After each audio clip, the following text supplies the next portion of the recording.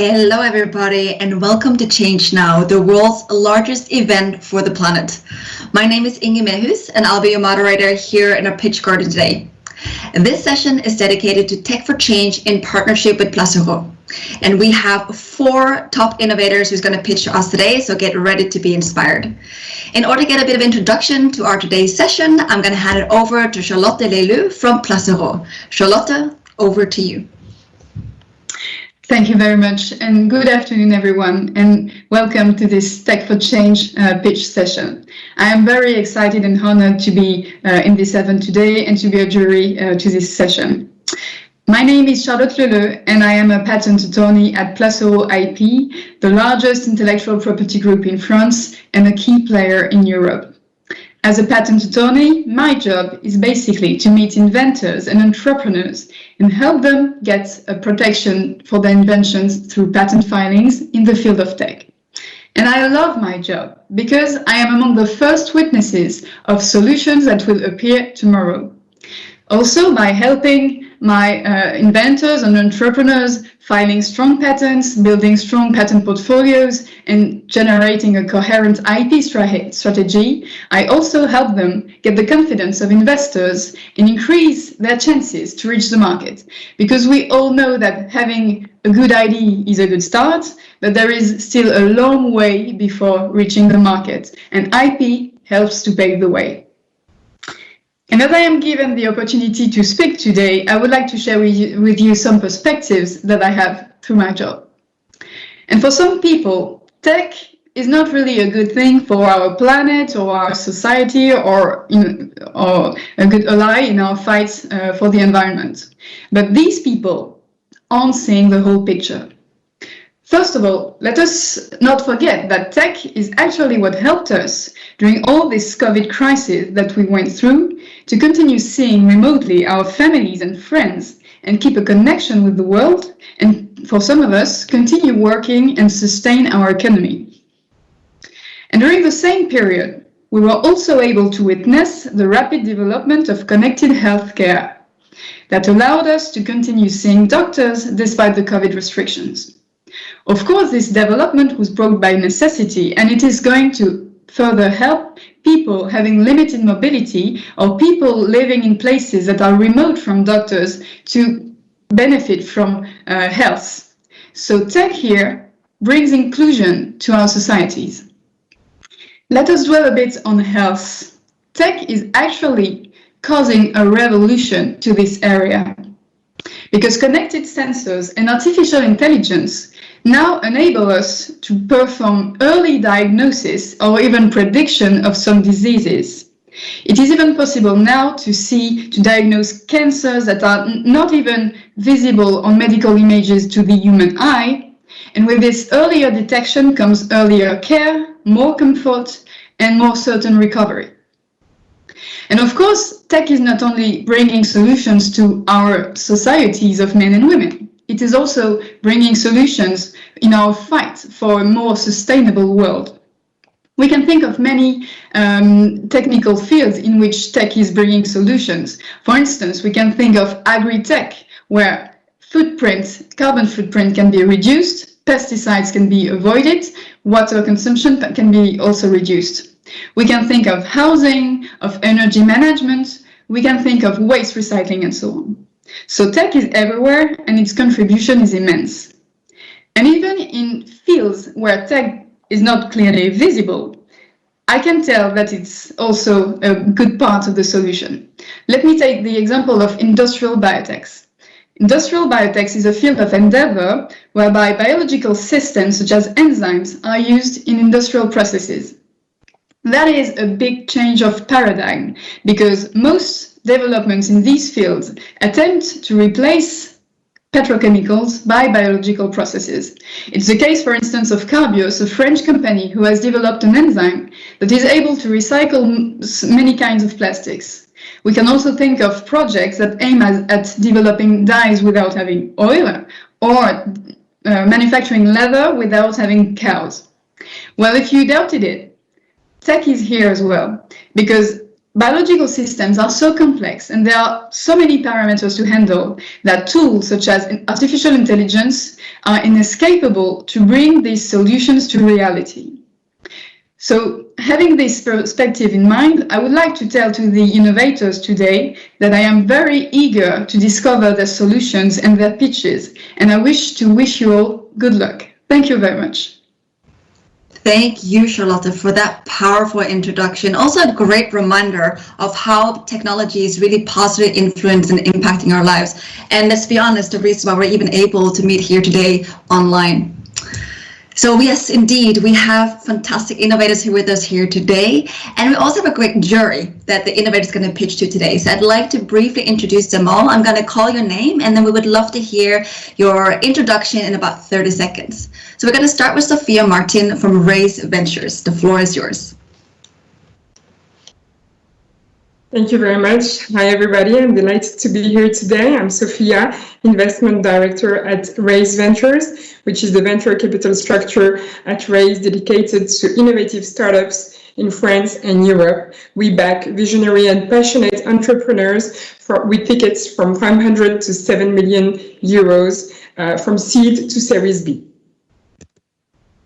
Fantastic. Thank you so much, Sophia. And over to Diane Vuju de Boubet. Hello, everyone. I'm delighted to be here today. I'm Diane from Citizen Capital. We are a VC firm pioneering impact investing since 2008. We back as well visionary entrepreneurs. We invest from 250K to 7 million euros, seed to Series A or B, but rather A. Thank you, Diane. And over to Milena Graham. Oh, I think you're muted, so if you could unmute yourself, that would be great. Sorry, excuse me. Yeah, so I'm very happy to be here and to be joining this session. My name is Milena Graham. I am the fund manager of Maïf Avenue, which is a VC fund of Maïf. We invest tickets from 1 to 10 million euros from seed to Series B in diverse sectors like fintech, insurtech, SaaS, B2B, and IA. Great, thank you, Milena. And of course, Charlotte Leleu, you're also one of our jury members. You also just want to briefly introduce you again and give us a bit of context. Well, thank you. I already had the opportunity to briefly introduce myself, but as I said, I am a patent attorney specialized in the field of text, AI, computing science, and especially in the field of medtech, for instance. And Plasseraud IP is not a VC firm, but an IP company accompanying people such as startups and even larger firms for building a patent portfolio, but also trademarks, designs, etc. So it's very clear we have a fantastic jury. So let's get ready to be inspired, and let's kick off with Christian Courtier from Carbometrics. You got 3 minutes to show your presentation. Over to you, Christian. Thank you very much. Hi, I'm Christian. Every year, the world adds 50 billion tons of GHG emissions to the atmosphere, driving up temperatures and disrupting climate. We need to urgently reduce emissions from 50 gigatons to 0. In that context, many businesses will face increasing climate transition risks from carbon taxes, new regulations, or loss of their license to operate.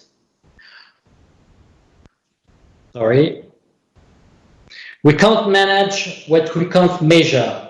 The problem is available data for decision makers today are incomplete and heterogeneous, while investors, lenders, and managers need reliable and comparable data to make proper investment, credit, or purchase decisions. Carbometrics provides data and analytics which are independent. We use activity and asset-based data. We do not rely on self-reported company data. Consistent, we align scopes, assumptions, and methodologies to produce like-for-like metrics. And exhaustive, we cover 100% of emissions, direct and indirect. Competition today is primarily positioned on carbon data for reporting. It's not designed for decision making. Carbometrics is a data as a service platform company offering carbon performance indicators for decision makers who care about making impactful decisions to reduce emissions. Our solution offers 4 main benefits to clients. 1, save time in identifying champions and laggards. 2, have the right objective arguments to support decisions. 3, anticipate any transition risk exposure or potential stranded assets. And 4, be uncompromising on their climate commitment. Let me show you a few examples or few illustrations. How to compare all companies in the automotive industry on the most relevant carbon intensity indicators. How to back company data with asset-based data to identify any electricity utility in the world fueled with coal. How to ensure we compare 2 companies on a like-for-like basis. Last example, how to use dynamic modeling to challenge coal exit strategy for any utility in the world. We are 3 co-founders. We are obsessed with climate change because the world has been aware of the greenhouse effect for 60 years and the trend remains unchanged. We all left executive positions to create Carbometrics to provide solutions to decision makers who care about reducing emissions. I thank you very much for your attention.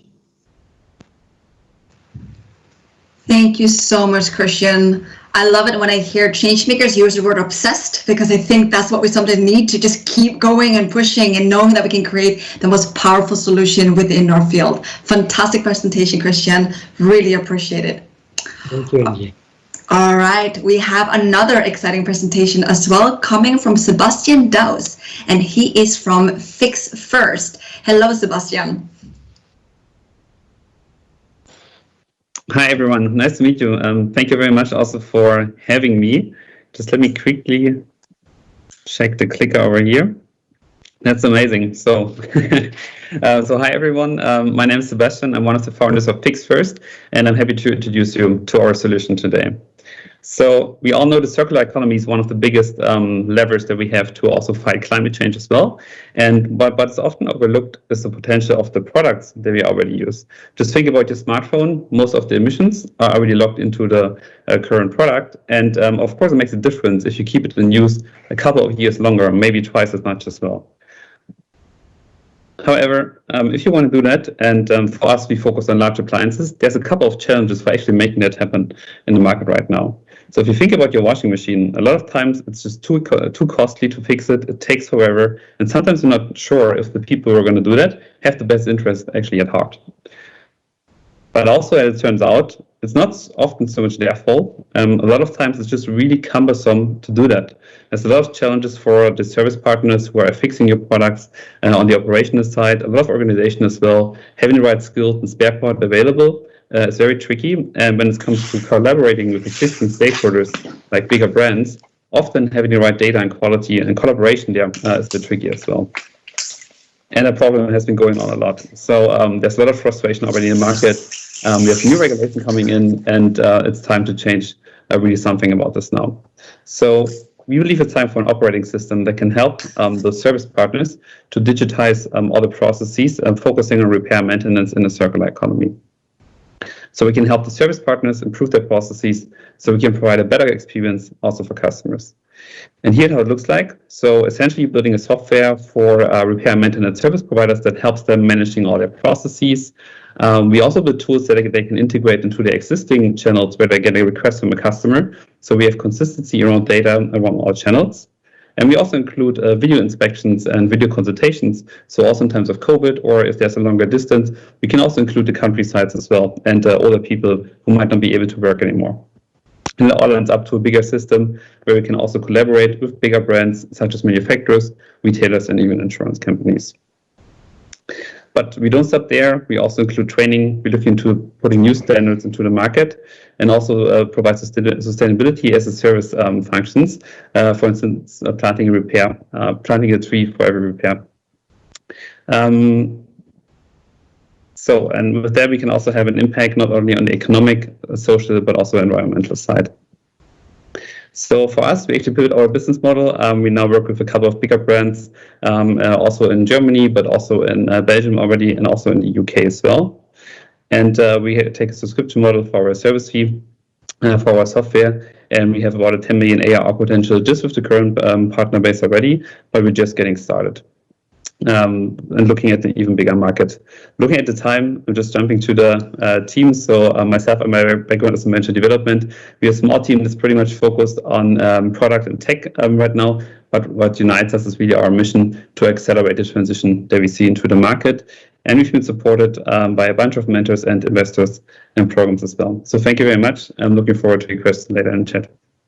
Thank you so much, Sebastian. And I think I need fix first in my life, because I'm definitely one of those just click on the button, I hope it will work, and wish there were better instruction and servers to help me. Because you're right, there's so much that could be wasted if we don't actually do fix first. Wonderful. Thank you. All right, we're going to go over to our next presenter, which is Christian Schmulius from 7479C. That's so lovely. My name is Nina Schmulius, and there's no Christian in our company, but oh, I apologize. So this is wrong in my nose. Nina, welcome. Nina Schmulius. This is beautiful. Just let me check if the internet clicker is working now. Let me just... I don't see any slides, to be honest. Can you see it coming up now, Nina? No, not. Obviously, it's not working. Okay, because we can see it. If it's not working for your end, all you have to do is just start if you're looking at it, and then you can say next in a tech group, they will do the slides for you. Yeah, I would love that. Thank you so much. Wonderful. Then go ahead, enjoy. Thanks. So my name is obviously Nina, and I'm the founder of 7479C. And please fasten your seatbelts, because we now have only 3 minutes to raise your awareness for e-waste and turn it into a benefit for all of us, citizens and benefits. Please turn the slides. So what we basically do at 7479C is we enable businesses and people to trace raw materials in electronic devices through the entire recycling processes. We also empower professional recycling by donating a part of our revenue to bring awareness for professional recycling, and also we reward people for bringing their old devices back to the recycling yard. Please turn the slides. Why is it necessary? Because we are facing 3 major problems in this world at the moment, right? Our amount of e-waste is growing. Businesses need more sustainable and transparent supply chains. And also we have a barrier to circular stock because many devices are hibernating in households. Next slide, please. This is why we introduced 7479C to turn all the ugly topic of e-waste into benefits for all of us. Next slide, please. It works beautifully from the moment a laptop or device is manufactured. You are able to trace this entirely to the delivery process until the device is resold and until it is really completely recycled. We use for the model IoT sensors, and we use also the blockchain to store the data in a secure and safe way. Our app also offers raw material characteristics or information about electronic devices in general. Please, next slide. And this is why we build a subscription per unit model as our business model, because manufacturers and businesses can access our business model by the insight and the information they want to access. Next slide, please. We started with laptops first, but of course, our model fits for every device on this world. Next slide, please. But of course, we have competitors. Apple Trade-in is one of the biggest, right? But they don't bring transparency to supply chains, so this is not more or less a competitor. Thanks, next slide. We're at the moment where we're trying, or we are able to build the prototype and to build the awareness with the movement. Next slide, please. Just a quick reminder, We go along with the SDGs. We have a lot of impact to build here in this planet, and we have no time to stop or to wait anymore because our house is on fire. Next slide, please. Our vision is to raise awareness for e-waste as part of ethical shopping, to make recycling commercially viable, and to donate a percentage of our revenue to build professional recycling facilities wherever it's needed. Next slide, please. This is why we raise €200,000, but we're also looking for co-founders, networks, and experts. Next slide. Because I'm nearly alone doing this since 5 months with freelancers around the globe and with an amazing advisory board, which is also in the audience. And I'd like to thank you, Caroline, for being here. Next slide, please. Thank you all for your attention and stay safe wherever you are. Fantastic, Nina. That was really impressive. I know we've tried to cover a lot, but thank you so much for that. Was a really inspirational presentation. That marks the end. That's all actually the presenters that we have here today. So we can go straight to Q&A. And I'd love to hear from the jury members who have maybe a burning question for our wonderful change makers. Who would like to start? So maybe I can start because I want to know why this company is named 7479C. I'm sure there is a great answer for that. And I know you didn't have the time to do so. So maybe you can tell us why you chose this branding. Oh, thank you so much for that question. This is the most, I would say, the most biggest story in my entire life. I searched for a name for this company for more than 12 months. And then I met a beautiful design team from Japan and from Italy, and they gave us the name 7479C, which is the Pantone code for green. Okay. Great question. Anybody else who have any other questions? If I can ask a question, well, I had the same question as just Milan asked, but to Carbometrics, I would like to know a bit more about your methodology to gather independent data, because there's a reason why today it's made manually, sort of. So I would like to know how you do this. Thank you. Well, let me give you 2 examples. The first example is for electricity utilities. We start from data on sites producing electricity, having primary fuel associated to each site, and then matching all the sites of a single utility company, and then matching what we gather at the parent company level with what's shared with a number of companies. So that's one example. So we start with asset-based data to reconstruct the emissions. We can also do it at a product level, which is what, for example, we've made on the automotive industry, starting with the details of sales per company selling cars, with all the features of each cars and details of emissions per car, which is how we reconstructed scope 3 emissions, downstream scope 3 emissions, which is 80% of the emissions of the automotive industry. So that was our point of focus for the automotive industry. Each time for each industry, and we have a sectorial approach, we focus on the main categories of emissions. We do a 80-20 approach to really focus where emissions count. Does that answer your question? Yes, thank you very much. Thank you.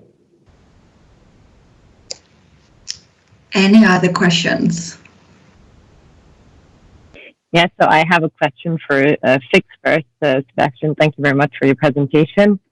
Great idea. I would just like to know where you are in terms of execution, how many clients, and how do you acquire your clients? Is it paid or organic? I didn't probably get the last part of the question, but I can start with the first part.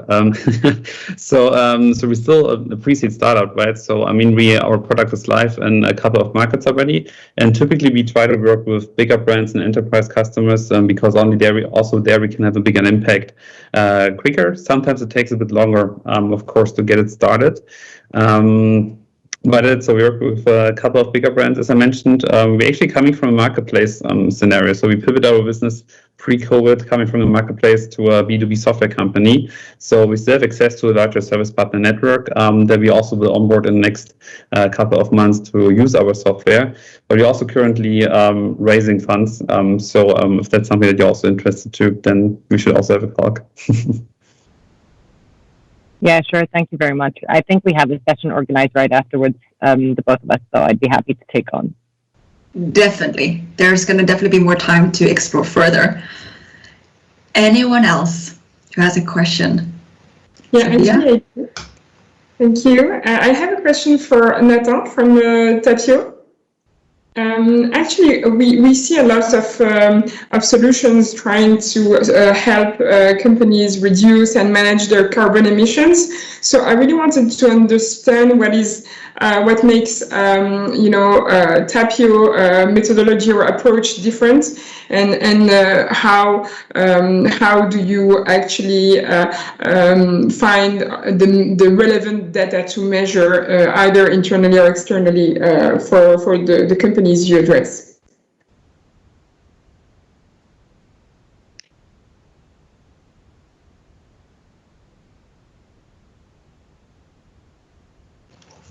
Who are you directing the question to, Sophia? No. I'm not sure Tapio is here. Are they? Was it Tapio that you were directing the question to, Sophia? Because I didn't hear, because he is not here. Yes, it was him. I'm sorry, I had a question for them. Yeah, absolutely. Oh, no, I'm so sorry. He's unfortunately not here. So maybe you are able to network with him afterwards to direct your question. Great. Thank you. Thank you, Sophia. Any other question for Christian, Nina, or Sebastian? Maybe I have a question to Sebastian. How do you manage to ensure that the people that are going to fix the devices will have the necessary repairment parts and so on? Because I think that's the main problem of devices and appliances that are not repaired currently. Yeah, you're absolutely right. So thanks for the question. That's one of the bigger challenges as well. I also know that France is pretty progressive on that with the repairability index and even the more things that Europe is looking into right now. So that's amazing to look into. And for now, we actually only facilitate that transaction in our software. So where we kind of going is like if you're starting a request either at a service company or a different brand as a customer, that we want to immediately tell you what's the most likely error, what you can fix yourself, what is the next best sustainable solution. So to kind of make that assessment up front, but mostly you need the cost of the spare part as well. So the first step is where that comes into place for the estimate as well. And we also make it really easy for the service partners in the long run to also order and manage these spare parts as well, right? So immediately, if it's linked to an order, they can order the spare part as well. And we also look into refurbed spare parts as well. I think that has a bigger impact on actually accelerating also the circularity within the industry, lowering the cost for spare parts and making them available in the market. However, there are sometimes a bit regulatory issues on that as well. So a bit of work to do on that side too.